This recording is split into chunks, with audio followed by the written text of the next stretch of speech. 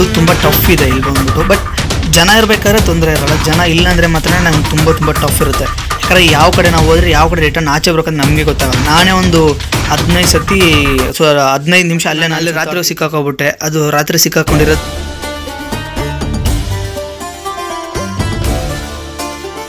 ಹೆಂಗೆಂಗೋ ತಪ್ಪಿಸ್ಕೊಂಡು, ಬಟ್ ಅಲ್ಲಿ ಇದು ಮಾಡಿ ಹೆಂಗೋ ಸ್ವಲ್ಪ ತೆಲುಗುದಲ್ಲಿ ಅವ್ರ ಹತ್ರ ಮಾತಾಡಿ ಏನೋ ಸ್ವಲ್ಪ ಅಡ್ಜಸ್ಟ್ ಮಾಡಿ 300ಗೆ ನಾನು ಇಲ್ಲಿ ಆಟೋ ರೇಟ್ ಮಾತಾಡಿದ್ದೀನಿ. ದೊಡ್ಡ ಪ್ರಾಬ್ಲಮ್ ಆಯ್ತು ಅಂದ್ರೂ ಆ ಲ್ಯಾಂಗ್ವೇಜಲ್ಲಿ ನಾವು ಮಾತಾಡಬೇಕಾದ್ರೆ ಹೋಯ್ ಬಿಡಪ್ಪ ನಮ್ಮೂರವ್ನು ಬಂದವನೇ, ಸರಿ ಬಾ ನೀನು ಬಂದಿರ್ತೀವಿ ರಾತ್ರಿ ಇಲ್ಲಿ ಬಂದಿದ್ದೀನಿ, ಇಲ್ಲಿ ಬಂದು ಆಲ್ರೆಡಿ ಫುಲ್ಲು ಕತ್ಲು ಆಗ್ತಾನೆ ಇದೆ.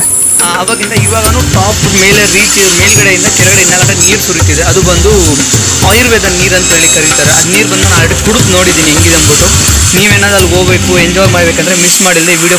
ಇಲ್ಲ ಇವತ್ತು ಸ್ಟೇ ಮಾಡೋಣ ಅಂತಿದ್ದೀನಿ, ಬಟ್ ಇಲ್ಲಿ ಚಾಲೆಂಜ್ ಇದೆ. ಬಟ್ ಏನಂದ್ರೆ ಬೈ ಚಾನ್ಸ್ ನಾನು ಇಲ್ಲಿಂದ ಮಾಡ್ಬೋದು, ನಿಮಗೆ ಬೈ ಚಾನ್ಸ್ ನಾನು ಇಲ್ಲಿಂದ ನಿಮಗೆ ನಾನು ವಿಡಿಯೋ ಮಾಡ್ಬೋದು. ಏನೋ ಒಂದು ಬೋರ್ಡ್ ಒಂದು ಹಾಕಿದ್ದಾರೆ ಇಲ್ಲಿ ಯಾವಾಗ ಆಗಿರೋದು ಏನಂತ ಹೇಳಿ. ಆದಷ್ಟು ಒಂದು ಫುಲ್ಲು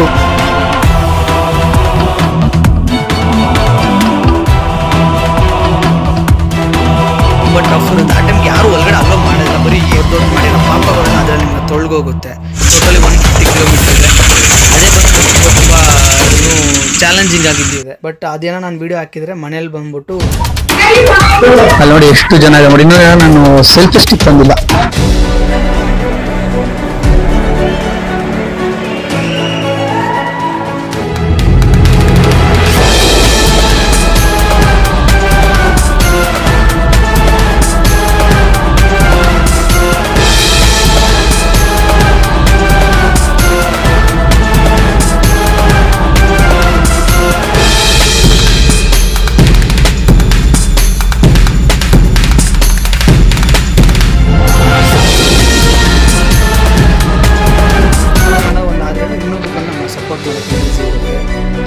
ನನ್ನ ಫ್ರೆಂಡ್ಸ್ ಬಂದು ಹೇಳ್ತಿದ್ರು ಆಲ್ರೆಡಿ 2 ಬಸ್ ಬಂದು ಅಡ್ಡಾಗಿ ಬಂದು ನಿಂತ್ಕೊಂಡಿತ್ತು. ಅದು ಬಿಟ್ಟು ಮತ್ತೆ ನಮ್ಮದು ವಿಶಾಖಪಟ್ಟಣದಿಂದ ಇಳಿದ್ಬಿಟ್ಟು ಬಸ್ ಸ್ಟಾಪಲ್ಲಿ ಕಾಂಪ್ಲೆಕ್ಸಲ್ಲಿ ಇಳಿದ್ಬಿಟ್ಟು ಕಾಂಪ್ಲೆಕ್ಸಿಂದ ನನಗೆ ಈ ಬೋರೋಕಿಗೆ ಬರೋಕ್ಕೆ 150. ಅವರು ತುಂಬ ಭಯ ಬೀಳ್ತಿರ್ತಾರೆ. ఆదಷ್ಟು ನೀವು ಎಲ್ಲಿ ಇರ್ತೀರೋ ఆ ఊరికి ಹೋಗ್ತೀರಾ. స్టార్టింగ్ లో ఇవన్నీ చూసి నార్మల్ ఉంది అనుకున్నాం.